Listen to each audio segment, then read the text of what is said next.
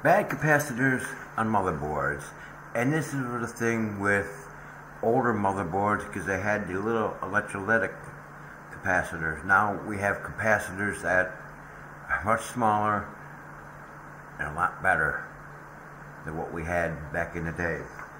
But bad capacitors on a motherboard, especially electrolytic capacitors, can manifest as various issues including system instability, random shutdowns, boot failures, and even damage to other components, often indicated by bulging or ruptured capacitor casings.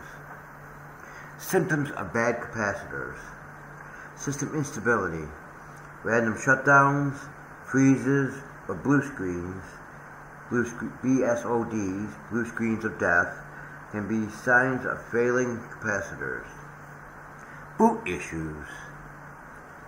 The computer might fail to boot completely or get stuck at a certain stage of the boot process.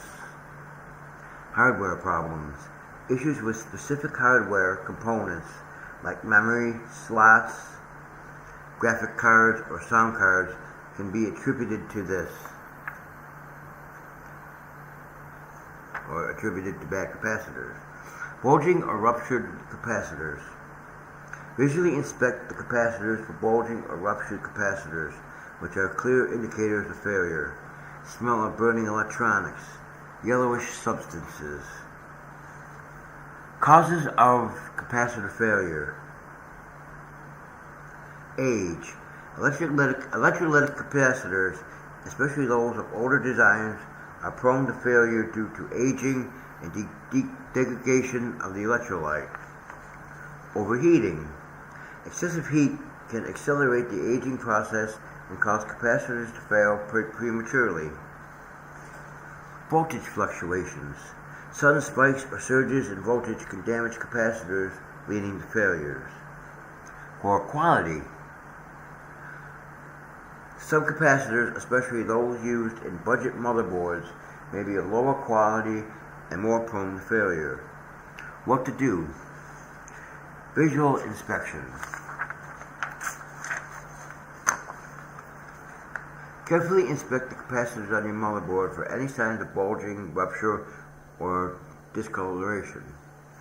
Replace bad capacitors. If you find bad capacitors, replace them with new ones of the same or higher voltage rating. Consider replacing the motherboard. If the damage is extensive or you suspect other components are affected, it may be more cost effective to replace the entire motherboard. Professional help. If you're not comfortable replacing capacitors yourself, seek professional help from a qualified computer technician. And this is something I was talking about before, the capacitor plague.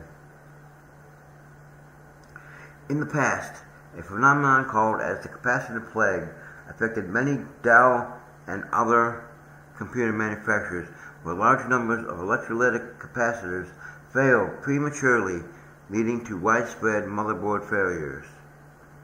This issue was largely caused by the use of low-quality capacitors and the poor manufacturing processes. While the capacitor plague is less prevalent now, it is still important to be aware of the potential for capacitor failures, especially in older systems. But like I stated before, the capacitors that we have now in computers are much better and much better quality. And I thank you for watching. You all have a good one.